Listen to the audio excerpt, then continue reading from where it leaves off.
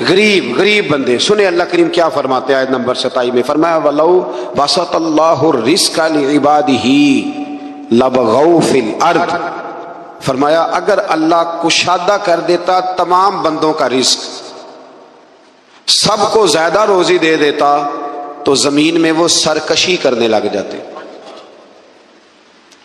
اللہ تعالیٰ فرماتا ہے کہ وہ اندازے کے مطابق دیتا ہے، جس کو جتنا چاہتا ہے عطا کر دیتا ہے۔ تو اگر اللہ، یاد رکھیں بہت سارے لوگ ہیں اگر ان کے پاس پیسہ آ جاتا وہ بغاوت کرتے۔ پیسہ ہمیشہ اچھا نہیں ہوتا، اس کو اللہ کا فضل بھی کہا گیا ہے۔ تو آپ اس بات پہ راضی رہیں، جتنے پیسے ہمارے لیے اچھے تھے اللہ نے اتنے ہمیں دے دیے، اور جو ہمارے لیے ٹھیک نہیں تھے وہ رب نے ہمیں نہیں دیے، یہ یاد رکھ لیں۔ پھر اللہ تبارک و تعالیٰ نے آیت نمبر 33 میں فرمایا کہ سمندروں میں رواں دواں پہاڑوں کی مانند جہازوں کو ہم نے بنایا ہے، انہیں دیکھو گے تو تم انہیں ہماری نشانیاں پاؤ گے، اور وہ اپنے رب پر ہی توکل کرتے ہیں اور کبیرہ گناہوں سے اور بے حیائی کے کاموں سے بچتے اور غصے کے وقت معاف کرتے۔ وہی اللہ فرما رہا ہے، اس کے بندوں کی شان یہ ہے کہ معافی کب دیتے ہیں؟ غصہ کرنے کے بعد معافی مانگنے کی بات نہیں ہو رہی، غصے کے وقت وہ معاف کرتے۔ اور فرمایا اللہ تعالیٰ کے حکم کو قبول کرتے اور نمازوں کو قائم کرتے۔ مزید بتایا کہ مسلمانوں کے معاملات باہمی مشاورت سے طے ہوتے ہیں، اور برائی کا بدلہ اس جیسی برائی سے، یعنی عدل کا تقاضا ہے، لیکن جس نے اپنے قصوروار کو معاف کر دیا، اگر برائی کا بدلہ کوئی برائی سے دے گا تو یہ بھی عدل کا تقاضا ہے، بدلہ لینے کی اجازت ہے۔ کسی نے آپ کو برا کہا تو آپ نے بھی برا کہہ دیا، اجازت ہے، لیکن فرمایا اگر معاف کرو گے تو پھر تمہارا اجر اللہ کے ذمہ ہے۔ حضرت ابوبکر صدیق بیٹھے تھے تو ایک شخص آپ کو برا بھلا کہہ رہا تھا، آپ خاموشی سے بیٹھے رہے، اس نے بڑا ہی کہا تو ایک جملہ حضرت ابوبکر صدیق نے بھی کہہ دیا۔ جب حضرت ابوبکر صدیق بولے تو حضور اٹھ کے چل پڑے۔ حضرت صدیق اکبر پیچھے دوڑے، یا رسول اللہ جب تک وہ بول رہا تھا آپ بیٹھے رہے، جب میں نے بات کی تو آپ چل دیے۔ تو فرمایا ابوبکر جب تک وہ بول رہا تھا نا تو اللہ نے تیرے سرانے فرشتہ کھڑا کیا ہوا تھا جو تیری طرف سے جواب دے رہا تھا، اور جب تو خود بولا ہے نا جواب میں، جب تو خود بولا ہے تو فرشتہ اٹھ کے چلا گیا تو میں بھی آ گیا ہوں، تو یہ بہتر نہیں کہ فرشتے ہی جواب دیں، تو ہمیں کیا ضرورت پڑی ہے؟ لیکن ہم اللہ خیر کرے، او ہو ماں بدولت کو بات کر دی، یعنی مجھے ہی کہہ دیا ہے۔ آیت نمبر 31 میں کفار مکہ کا یہ مطالبہ بیان ہوا ہے کہ وہ کہا کرتے تھے کہ یہ قرآن دو بستیوں یعنی مکہ اور طائف کے کسی بڑے آدمی پہ کیوں نازل نہیں ہوا؟ کہتے کسی امیر آدمی پہ نازل ہو جاتا، یہ نبی پاک صلی اللہ علیہ وسلم پہ نازل ہو گیا، حضور تو بظاہر غریب ہیں، تو وہ یہ مطالبہ کرتے۔ ابھی بھی لوگ کہتے ہیں کہ یہ مولویوں کی ٹیم تو غریبوں کی جماعت ہے، یہ مطلب دیکھیں نا یہ لوگ انقلاب برپا کریں گے، اور بہت سارے لوگ ملکی حالات پر مولوی صاحب کا بات کرنا پسند نہیں کرتے۔ مکے والوں کا یہ اعتراض تھا کہ اللہ تعالیٰ کسی مالدار آدمی پہ معاذ اللہ نازل کرتا، وہ اکثر کہتے تھے کہ ولید بن مغیرہ پر یا ابو مسعود ثقفی پر نازل ہو جاتا معاذ اللہ، تو رب کیا فرماتا ہے؟ اللہ نے فرمایا کہ آپ کے رب کی رحمت کو یہ تقسیم کرتے ہیں، یعنی یہ فیصلہ تو اللہ تعالیٰ نے کرنا ہے کہ منصب نبوت کس کو عطا کیا جائے گا۔ ہم نے ان کی دنیاوی زندگی میں ان کی معیشت کے وسائل کو تقسیم کیا ہے، اور ہم نے معاشی اعتبار سے بعض کو بعض پر کئی درجے فضیلت دی ہے تاکہ وہ ایک دوسرے سے خدمت لیں، دیکھیں نا غریب کسی اور رنگ میں خدمت کر دیتا ہے تو امیر کسی، یہ تو اللہ تعالیٰ نے درجات بنائے ہیں تھوڑے بہت تاکہ انسان کا انسان سے تعلق قائم رہے۔ اور آپ کے رب کی رحمت اس مال سے بہت بہتر ہے جس کو یہ جمع کر رہے ہیں۔ دنیا کی زندگی کی بے وقعتی کو بیان کرتے ہوئے فرمایا اگر لوگوں کے کفر میں مبتلا ہونے کا اندیشہ نہ ہوتا تو ہم ان کے لیے گھروں کی چھتیں، سیڑھیاں، دروازے اور مسندیں چاندی کی بنا دیتے،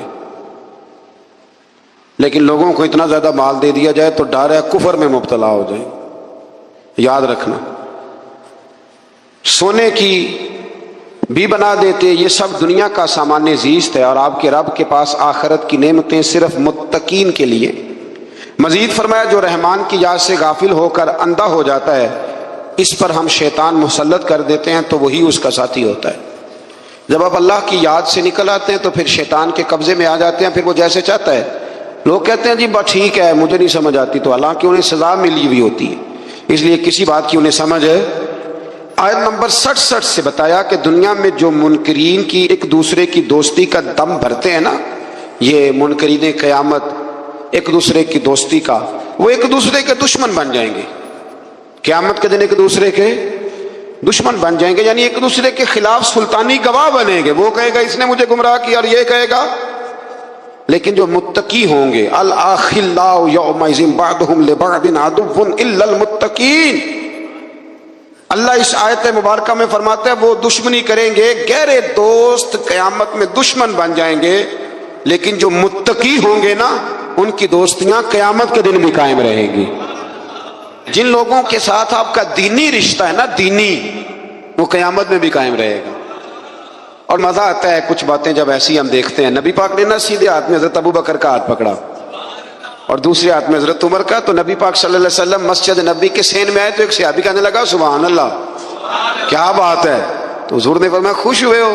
عرض کی یا رسول اللہ ہاں۔ فرمایا میں جب قیامت میں جنت میں جاؤں گا تب بھی اسی طرح ہی جاؤں گا۔ تو یہ دوستیاں قیامت میں بھی قائم ہیں۔ جس کی داتا صاحب سے دوستی ہے، جس کی خواجہ اجمیر سے دوستی ہے، جس کی بابا فرید سے دوستی ہے، جس کی حضرت نظام الدین سے دوستی ہے، اور جس کی غوث پاک جیلانی سے دوستی ہے، وہ قیامت میں بھی قائم رہے گی۔ وہ یہ دوستیاں قیامت میں بھی قائم ہیں۔ ایک حدیث اور نہ سناؤں آپ کو؟ نبی کریم صلی اللہ تعالی علیہ وسلم کی متعدد روایات ہیں، پر ایک روایت بڑی عجیب ملتی ہے۔ قیامت کے دن نا، قیامت کے دن حضور نے فرمایا ایک بندہ جنت میں جا رہا ہوگا، ایک نیک بندہ، ایک عالم، تو ایک بندہ آگے سے دوڑ کے آ جائے گا السلام علیکم۔ یہ مشکات کی حدیث اور بڑی مضبوط روایت عرض کر رہا ہوں۔ بزرگ کہیں گے وعلیکم السلام، حضرت صاحب پہچانتے ہو؟ اب اس بندے کے لیے حکم دوزخ کا تھا، پہنچ گیا یہ جنتی کے پاس۔ بھلا کیسے پہنچا ہے؟ مجھے لگتا ہے اللہ نے خود ہی پہنچایا ہے۔ بھائی سڑک علیحدہ علیحدہ ہے جنت اور جہنم کی، لیکن یہ جنتی کے پاس کیسے پہنچ گیا؟ بتائیں نا، میری طلب بھی تو تیرے کرم کا صدقہ ہے۔ یہ پاؤں اٹھتے نہیں بلکہ یہ اٹھائے۔ ملاقات کرا دی، اس کو کہا حضرت صاحب پہچانتے ہو؟ کہا بیٹا نہیں۔ ہاں یہ مسئلہ بھی بڑا ضروری ہے۔ ضروری نہیں کہ کسی پیر کے زیادہ مرید ہیں تو وہ سب کو پہچانے، نسبت ہونا ضروری ہے، تعلق ہونا۔ وہ بزرگ کہیں گے نہیں میں نہیں پہچانتا، کہیں گے آپ ایک دفعہ آئے تھے تو میں نے وضو کرایا تھا، اور ایک روایت کے لفظ میں نے پانی پلایا تھا۔ او مالک تو کتنا کریم ہے، اور بزرگوں کی نسبت کتنی شاندار ہے۔ وہ عالم واپس پلٹ جائیں گے، عرض کریں گے یا اللہ مہربانی فرما، اس نے پانی پلایا تھا، اللہ وضو کرایا تھا، میری اجرت میری محنت سے زیادہ کیوں ہے؟ میرے محسن تیرے احسان سے ڈر لگتا ہے۔ کہا وہ اللہ کی بارگاہ میں عرض کریں گے مالک مہربانی فرما، تو فرمایا فقط ایک اللہ والے کو پانی پلانے یا وضو کرانے کی برکت سے اللہ اس گناہگار کو بھی جنت عطا فرما دے گا، اللہ جنت دے دے گا اس کو۔ تو سمجھ لیں کہ متقین کی دوستیاں قیامت میں بھی، دوستیاں تو لوگوں کی ہوتی ہیں نا، آپ کو پتہ ہے نا۔ نے پوچھا ہے کہ بہن کو زکوٰۃ لگ جاتی ہے؟ بہن کو زکوٰۃ لگ جاتی ہے، لیکن اگر وہ اپنے گھر میں رہتی ہو اور غریب ہو اس کو زکوٰۃ لگ جاتی ہے۔ زکوٰۃ بیٹی کو نہیں لگتی، چاہے وہ اپنے گھر میں رہتی ہو، اس کا ویسے باپ پہ حق ہے۔ پوتی کو زکوٰۃ نہیں لگتی، اس لیے کہ دادا اس کی نسل کا وارث ہے۔ بہن کو زکوٰۃ، لیکن ایک مسئلہ ہے، بہن کو یا بھائی کو یا کسی اور کو زکوٰۃ دیں تو بتانے کی ضرورت نہیں کہ یہ زکوٰۃ ہے۔ پتہ ہے نا، پھر کئی دفعہ بھابیاں اور نندے ایک دوسرے سے مقابلہ کرتی ہیں تو نیچا دکھانے کی بھی کوشش کرتی۔ صدر الشریعہ رحمۃ اللہ نے مسئلہ لکھا ہے بہار شریعت میں کہ آپ کہہ دیں کہ یہ میری طرف سے بچوں کی عیدی ہے، بتانے کی ضرورت نہیں۔ کچھ لوگ کہتے ہیں جی مطلب انہوں نے چھپا کے نہ رکھے ہوں، تو میں نے کہا ایسا کوئی بھی نہیں کہ جو بہن بھائیوں سے چھپا کے رکھے اور اتنا کمزور ہو جائے کہ روٹی بھی نہ کھائے، اتنا تو بیوقوف کوئی بھی نہیں۔ اور اگر اس نے چھپا کے رکھے ہیں تو وہ جانے اور رب جانے، آپ کی زکوٰۃ ہو گئی۔ ظاہری حال پر فتویٰ ہوتا ہے، لیکن چھوٹی بہن بیٹی کی طرح ہوتی ہے اور بڑی، تو جو بھائی اتنا قابل ہے وہ زکوٰۃ دے سکتا ہے تو مہربانی کرے نا، جس 1.25 کروڑ کی اس نے زکوٰۃ دینی ہے اس میں سے 10 لاکھ ویسے بہن کو دے دے تاکہ وہ بیچاری کوئی کاروبار کرا لے. جو مسئلہ ہے وہ میں نے عرض کر دیا ہے، جو مسئلہ ہے وہ میں نے بیان ہے، لیکن بہن کو زکوٰۃ دینی ہے. یعنی وہ بہن جو تیری اور تیری ماں اکٹھی، جن کو ایک گھٹنے پہ تو ہوتا تھا دوسرے پہ بہن ہوتی تھی، اس کو اب زکوٰۃ دے گا تو. بھائی کو بھی لگ جاتی ہے، پر تیرا ماں جایا نہیں، تیرے باپ کی اولاد نہیں. کیا بات کرتے ہو سب؟ میں نے جو مسئلہ تھا وہ میں نے بیان کر دیا. لگ جاتی ہے، لیکن یہ ظلم نہیں کہ بھائی زکوٰۃ لے رہا ہے اور تو دے رہا ہے. نہیں، وہ لے رہا ہے کہ اتنا کمزور ہے کہ لینے لگ گیا، اور تو اتنا مالدار ہے تبھی تو دے رہا ہے نا. تو اس لیے مہربانی کریں، کچھ رشتوں کا ویسے ہی لحاظ کریں، کچھ کا ویسے ہی پاس کریں. عید آئی ہے، تھوڑی تھوڑی توجہ کریں ابھی سے، کوئی حرج نہیں. میں نے شروع میں بھی کہا تھا رمضان شروع ہوتے ہی ایک جوڑا نا اس دفعہ کم پہن لیں، اور جن بہن بھائی کپڑے کم لیتے ہیں نا مہربانی کریں ان کو دے آئیں. آپ کی مہربانی، ایک جوڑا کم لے لیں، کوئی فرق نہیں پڑتا. جوتے 3 نہ خریدیں، ایک خرید لیں، اور چلیں 5000 والا جوتا نہ لیں، اس دفعہ 1500 والا پہن لیں. لیکن تھوڑی تھوڑی نا اتنی بچت کریں. قطرے قطرے سے دریا بھر جاتا ہے. جتنا امیروں کے میک اپ پہ خرچ ہوتا ہے نا، اس سے غریبوں کی پوری جھونپڑی بن جاتی ہے. صرف مہربانی کریں میک اپ چھوڑ دیں. ہمارے میک اپ پہ جتنا خرچ ہوتا ہے نا، خالی میک اپ پہ، اس سے بڑا کچھ ویسے ان کا بن جاتا ہے. کوئی نعمت کرتا ہوں جب، اچھا یہ بتائیں کہ زیادہ نماز کب پڑھنی چاہیے؟ زیادہ تو پڑھنی چاہیے جب رزلٹ اچھا آ جائے، شکر کے طور پر. لیکن ہم کیا کرتے ہیں، اس وقت بھول جاتے ہیں. ایک دوست کے ہاں بیٹا پیدا ہوا تو اس نے 15 من مٹھائی بانٹی. تو اب سوال یہ ہے کہ یہ تو نے لوگوں میں بانٹ دی، اللہ کی بارگاہ میں شکرانے کے بھی 2 نفل پڑے کہ نہیں پڑے؟ وہاں بھی تو حاضر ہوا. تو اللہ فرماتے ہیں خود غرضی کا رشتہ انسان میرے ساتھ رکھتا ہے. پھر مزید بتایا کہ انسان کو تکلیف پہنچنے کے بعد اللہ کوئی رحمت عطا کرے تو وہ اسے انعام الہی سمجھنے کی بجائے اپنا حق سمجھتا ہے. تو میں نے محنت کی تھی، مجھے ملنا ہی تھا. اگر اللہ کوئی چیز عطا کرتا ہے تو وہ کہتا ہے میری مشقت ہے، میرا حق ہے، معاذ اللہ، اپنا استحقاق سمجھتا ہے. اور قیامت کا انکار کرنے لگتا ہے، اور یہ کہتا ہے کہ اگر قیامت آ بھی گئی تو مجھے وہاں بھی یہ سب نعمتیں حاصل ہو جائیں گی. اللہ تعالیٰ فرماتا ہے کہ ہم کافروں کو ان کے اعمال بد کا مزہ سخت عذاب کی شکل میں چکھائیں گے. اس بندے نے سویرے دکان کھولی کہ میں رزق حلال کماؤں گا، میں لوگوں کے سامنے ہاتھ پھیلانے سے بچوں گا، اور پھر جو کماؤں گا نا اس میں میں اللہ کے غریب بندوں کی مدد بھی کروں گا. تو اب اس دکان کھولنے میں آخرت کا حصہ بھی شامل ہو گیا. ہم نے بہت ساری نیتیں، بہت سارے ارادے صرف دنیا داری کے کیے ہوئے. دنیا داری، میں مذہبی ماحول کا آدمی ہوں تو مجھے محافل بجانے کا موقع ملتا ہے. بڑے بڑے شاندار بورڈ لگواتے ہیں لوگ، ان میں تصویریں لگاتے ہیں. تو محفلیں کرانے والے بھی کئی نمازی نہیں. میں کئی دفعہ پوچھتا ہوں کہ یار یہ اس کو کیا سمجھتے ہو؟ مثلاً اتنے بڑے خطیب کی تم نے تقریر کرا لی ہے اور تم نماز تک نہیں پڑھتے، تو کوئی رسم تھوڑی ہے. اور ایک دو سے تو میں نے اتنا پوچھ لیا کہ بتاؤ ثواب کی بھی نیت ہے کہ نہیں، کہ یا اللہ ہمیں اس کا تو ثواب، یہ بھی نیت ہے کہ نہیں؟ آپ حیران ہوں گے کہ کچھ کی صرف اتنی نیت ہوتی ہے کہ چلو بورڈ پہ فوٹو آنی چاہیے کیونکہ الیکشن ہے، نہیں تو محفل ہی کرا لیتے، فوٹو تو آئے گی نا. تو اس سے ارادہ چونکہ دنیا کا کیا تو ملے گی بھی صرف، یاد رکھے، ملے گی بھی صرف. اب میں بڑی بات کر رہا ہوں، اگر آپ کی سمجھ میں نہ آئے تو پھر میں کھول کے بتاتا ہوں. آپ بہت بڑے درویش کی بارگاہ میں چلے جائیں، ارادہ یہ ہو کہ یہ دعا کرے گا تو میری دکان زیادہ چلے گی، تو دکان ہی چلے گی، دل کوئی نہیں چلے گا. اب میں وظیفے بانٹ رہے تھے نا حضرت عمر کے زمانے میں، تو سب کو 25-25 ہزار دینار ملے. حضرت عمر کے صاحبزادے عبداللہ ابن عمر بدر میں بھی شریک تھے، احد میں بھی شریک تھے، خندق میں بھی انہیں 25 ہزار ملا. حسن حسین کی باری آئی تو عمر نے 50-50 ہزار دینار دیا. حضرت عمر کے بیٹے نے گھر جا کے اماں سے شکایت کی کہ اماں میں تو نبی پاک کے زمانے میں جہاد کرتا تھا تو حسن اور حسین تو بچے تھے، تو آج وظیفے دینے کی باری آئی ہے تو ابا نے ان کو زیادہ دیا، مجھے کم دیا، تو میری تو ضرورت نہیں، تو آپ بات کریں. تو اماں نے بھی بڑے طریقے سے لکھ کے حضرت عمر سے بات کی، کیونکہ ڈائریکٹ تو شیر کے قریب جاتا ہی کوئی نہیں نا، آپ کو پتہ ہے. بڑے طریقے سے نا دائیں بائیں ہو کے بڑے سلیقے سے کہا بچہ یہ بات کہہ رہا تھا. تو حضرت عمر کہنے لگے چل پتر کے پاس چلتے. جا کے بیٹے کو کھڑا کر کے بتایا، کہنے لگے پتر اٹھ ذرا، کیا کہا تو نے حسن حسین کو زیادہ کیوں دیا؟ فرمایا بتا تیری نانی کا نام بھی ختیجہ ہے، بتا تیری اماں کا نام بھی فاطمہ ہے، تیرے باپ کا نام علی ہے، کیا تیرے نانا کا نام بھی محمد مصطفیٰ ہے؟ فرمایا پتر میں نے باقیوں کو خدمت دیکھ کے دیا ہے، حسن اور حسین کو نسبت دیکھ کے دیا ہے۔ نبی پاک نے حضرت عمر کو کچھ دیا تو عرض کی حضور مجھے ضرورت نہیں، تو نبی پاک نے فرمایا جو بن مانگے مل جائے نا وہ اللہ کی طرف سے ہوتا ہے، اسے رکھ لے۔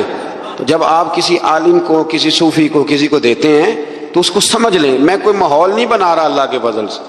عائشہ صدیقہ رضی اللہ تعالیٰ عنہ ارشاد فرماتی ہیں نبی کریم صلی اللہ تعالیٰ علیہ وسلم نے کبھی اپنی ذات کے لیے کسی سے انتقام نہیں لیا، کبھی نہیں لیا، مسلم شریف میں موجود ہے۔ اور دوستوں کبھی نہیں لیا اپنی ذات کے لیے انتقام۔